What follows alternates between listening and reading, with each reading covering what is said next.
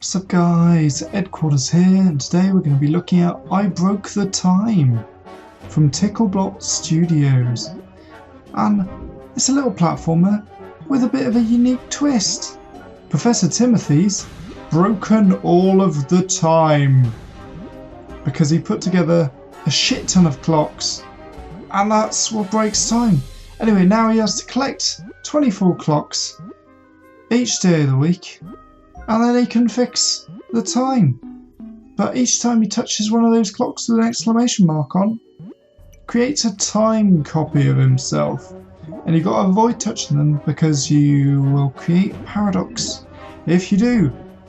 And you don't want that. Nobody ain't got no time for no fucking time paradoxes.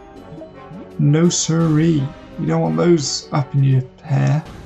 Can you get paradoxes in your hair? I don't even know.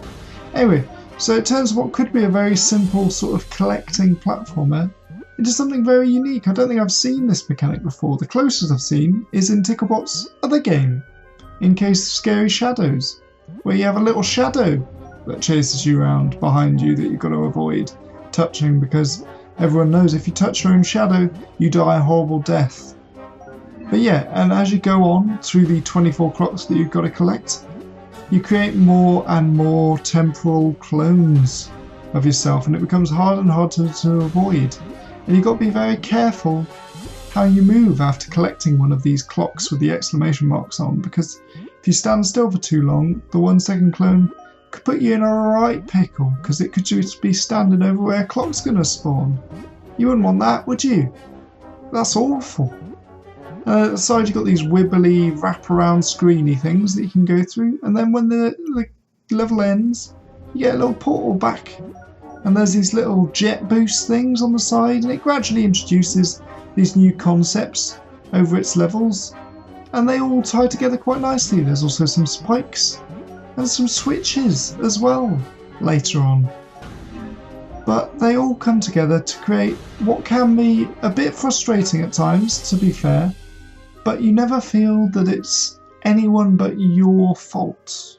It's definitely your fault for having put your temporal clone there, and for it being in the way. You haven't been careful enough with where you moved in that brief second after you picked up the exclamation mark clock. And it can get a bit hectic at times. As you can see here, if a clock was to spawn in between them, I'd be screwed. It's not very long. It took me about 25 minutes to complete in full, but it's an enjoyable 25 minutes, that's for sure. And they much carry on the same, really, until the final level, which is a little bit different. Your creation spawned a Time Lord. No, not that one.